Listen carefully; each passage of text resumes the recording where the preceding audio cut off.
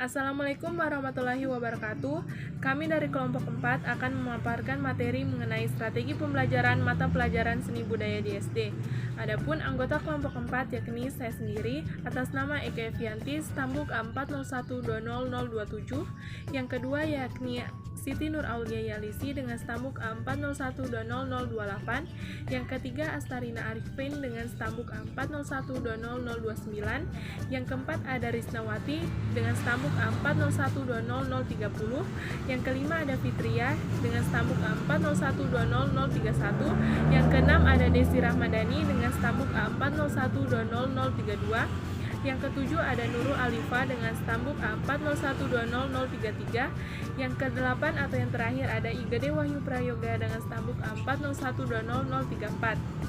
Untuk lebih singkatnya, saya persilakan kepada teman-teman saya untuk menjelaskan. Di sini saya akan menjelaskan mengenai strategi pembelajaran seni budaya. Pembelajaran seni budaya pada dasarnya merupakan pendidikan seni yang berbasis budaya menurut Sasari tahun 2006. Maksud dari pendidikan seni yang berbasis budaya di sini adalah pengelolaan dan penyelenggaraan pendidikan seni budaya ini didasarkan pada sistem pendidikan nasional yang mana menjunjung nilai-nilai luhur budaya. Selanjutnya, untuk mengajarkan pendidikan seni budaya pada siswa, dibutuhkan strategi khusus agar siswa mudah memahami materi yang disampaikan. Nah, sebagai guru tentunya di sini guru itu harus mampu memformulasikan kira-kira strategi dan model apa saja yang akan digunakan saat mengaplikasikan pembelajaran. Sini agar siswa itu mudah menangkap maksud yang disampaikan oleh guru itu sendiri. Sekali lagi di sini bukan hanya siswa yang memperoleh benefit ketika ada strategi dan model pembelajaran, melainkan juga guru bisa memperoleh, di mana guru itu tidak kesusahan dalam menerapkan ataupun mengaplikasikan bahan ajar. Berhubung di sini berkenaan dengan pembelajaran seni budaya, seperti yang kita ketahui bahwasannya pendidikan seni budaya itu tidak hanya membahas mengenai teori saja, namun ada juga praktek di dalamnya. Artinya apa yang diperoleh dari pembelajaran teori itu nanti akan dipraktikkan. Jadi ketika diterapkan dengan menggunakan strategi dan model yang tepat, maka siswa itu akan mudah mempraktikkan apa yang diperoleh dari pembelajaran teori itu sebelumnya. Jadi di sini ada strategi dan model pembelajaran seni budaya itu ada dua, yaitu strategi konseptual dan strategi operasional. Untuk kedua strategi ini akan dijelaskan lebih lanjut oleh teman-teman kelompok saya yang lainnya. Sekian dari saya. Wassalamualaikum warahmatullahi wabarakatuh. Assalamualaikum warahmatullahi wabarakatuh. Perkenalkan, nama saya Astarina Arifin, stambuk A40120029. Baiklah, di sini saya akan membahas tentang strategi konseptual dalam pembelajaran seni. Sebelum kita membahas tentang strategi konseptual, kita harus pahami dulu apa sih pengertian dari strategi konseptual dalam pembelajaran seni di SD. Kita harus pahami dulu apa sih pengertian dari pembelajaran konseptual. Nah, ini nanti akan merujuk ke dalam strategi pembelajaran konseptual. Nah, pembelajaran konseptual adalah pembelajaran yang menekankan antara materi dengan yang dipelajari dengan kehidupan nyata. Sekarang kita beralih ke strategi konseptual pada pembelajaran seni di SD. Strategi konseptual dapat dipraktekkan dengan memahami tujuan dan fungsi pendidikan seni budaya dan berbagai kompetensi yang harus didapatkan anak didik agar menjadi anak yang cerdas, terampil, dan kreatif, serta berbudi luhur, yang mana pendidikan seni ini tidak hanya diterapkan secara parsial, namun harus disampaikan secara integral dalam kaitannya dengan berbagai aspek pembelajaran tematik. Sekian pembahasan dari saya dan saya akhiri. Wabillahi taufiq walhidayah. Assalamualaikum warahmatullahi wabarakatuh. Dasar pembelajaran terpadu. Pembelajaran yang berawal dari adanya pusat minat yang digunakan untuk memahami gejala-gejala dan konsep lain. Yang kedua, suatu cara untuk mengembangkan pengetahuan dan keterampilan anak secara stimulan. 3. Suatu pendekatan pembelajaran yang menghubungkan berbagai bidang studi atau berbagai bidang konsep dalam suatu bidang studi yang mencerminkan dunia nyata di sekeliling sesuai dengan kemampuan dan perkembangan anak. Nah, jadi maksudnya di sini yaitu pembelajaran terpadu meyakinkan konsep-konsep dan berbagai mata pelajaran.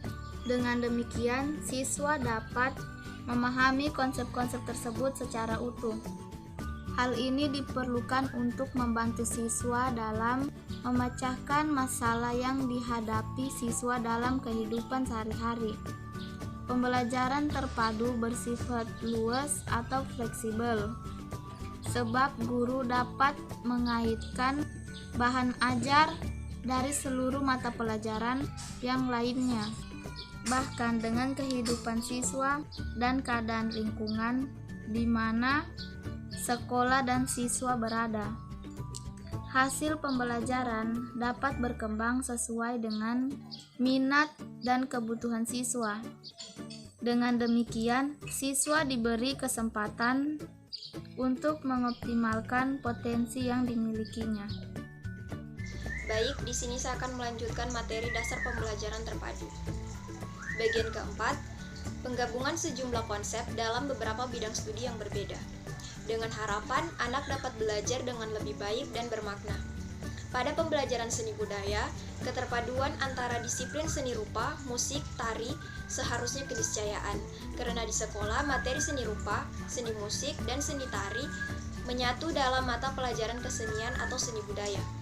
Oleh sebab itu, strategi pembelajarannya hendaknya bisa dalam keterpaduan yang sinergis. Sekian.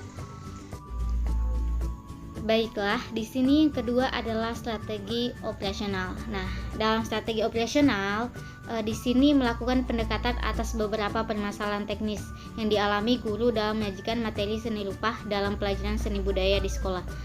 Permasalahan muncul karena tidak semua guru seni budaya memiliki kompetensi seni rupa, dan bahkan ada yang bukan berlatar belakang kesenian. Biasa hal ini membuat beberapa guru sulit untuk mengajarkan pelajaran seni budaya di sekolah. Pendekatan teknis ini dimaksudkan untuk menyangkut 3 aspek pembelajaran seni rupa, yaitu yang pertama teoritis, praktis, dan apresiatif.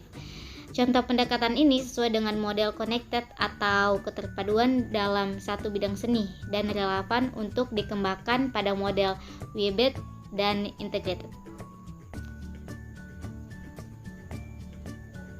Baik, di sini saya akan membahas mengenai pentingnya strategi pembelajaran. Strategi pembelajaran sangat dibutuhkan dalam proses belajar mengajar, karena dengan adanya strategi belajar mengajar yang dilakukan oleh guru terhadap siswa merupakan suatu dampak berkembang proses belajar mengajar di kelas. Pada dasarnya, setiap individu di dalam kelas itu memiliki karakter yang berbeda.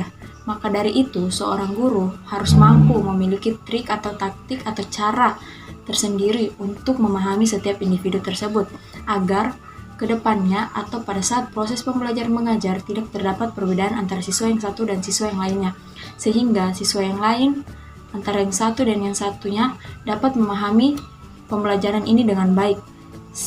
Selain itu, pentingnya strategi pembelajaran yaitu mampu mengembangkan kreativitas siswa agar dapat lebih aktif dalam belajar dan dapat mempermudah mereka dalam melakukan proses belajar mengajar tanpa ada beban atau tekanan di dalam kelas. Sekian dari saya, terima kasih. Baiklah, di sini saya akan melanjutkan materi yang selanjutnya tentang pentingnya strategi pembelajaran. Contohnya, memberikan strategi pembelajaran di dalam pelajaran seni budaya, seperti memfasilitasi proses pembelajaran agar siswa lebih mudah memahami materi yang diberikan. Seni budaya merupakan salah satu atau pelajaran yang hampir di semua instansi menerapkan pelajaran ini. Dengan adanya strategi pembelajaran dalam seni budaya, generasi muda lebih mengetahui pengetahuan tentang budaya Indonesia serta kesenian yang dimiliki bangsa ini. Dengan adanya pendidikan seni budaya diterapkan dalam usia dini atau sekolah dasar, diharapkan generasi muda dapat melestarikan serta dapat menjaga budaya dan kesenian di zaman globalisasi ini. Sekian dan terima kasih. Demikianlah presentasi kami dari kelompok 4. Lebih kurangnya kami mohon maaf. Saya akhiri dengan terima kasih.